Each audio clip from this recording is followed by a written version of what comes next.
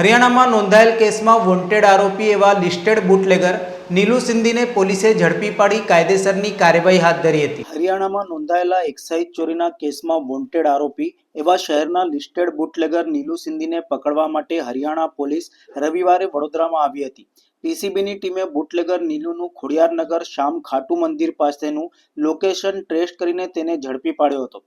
આ વખતે નજીકમાં સાંઈ શ્રદ્ધા સોસાયટીમાં આવેલા બુટલેગર નીલુ સિંધીના દારૂના ગોડાઉનમાં દારૂનું કટિંગ ચાલી રહ્યું હતું। પીસીબીએ ગોડાઉનમાં સમાંતર દરોડો પાડીને સ્થળ પરથી કુખ્યાત બુટલેગર કાલુ ટોપી તેમજ કાયદાના સંઘર્ષમાં આવેલ કિશોર સહિત 5 શખ્સોની ધરપકડ કરી હતી।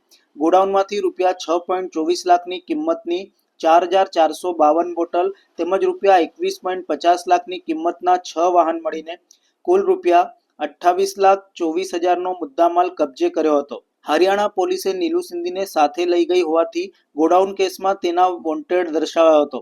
શહેરના ખોડિયારનગર ડીમાર્ટ પાસેના સર્જનમ રેસીકોમ ખાતે રહેતા બુટલેગર નિલેશ ઉર્ફે નીલુ હરેશ સિંધીને પકડવા માટે હરિયાણા પોલીસે રવિવારે વડોદરામાં આવી હતી। તેમણે હરણી પોલીસ પાસે મદદ માંગી હતી। અલબત્ત પીસીબી પીઆઈ સીબી ટંડેલની ટીમે બુટલેગર નીલુનું લોકેશન ટ્રેસ કર્યું હતું, જેનું લોકેશન ખોડિયારનગર શ્યામ ખાટુ મંદિર નજીકનું નીકળ્યું હતું। પીસીબીએ બુટલેગરને ઝડપી પાડ્યો હતો। તે વખતે નજીકમાં સાંઈ શ્રદ્ધા સોસાયટી ખાતે દારૂના ગોડાઉનમાં કટિંગ ચાલતું હતું। વાહનોમાં દારૂનો જથ્થો ભરાઈ રહ્યો હતો।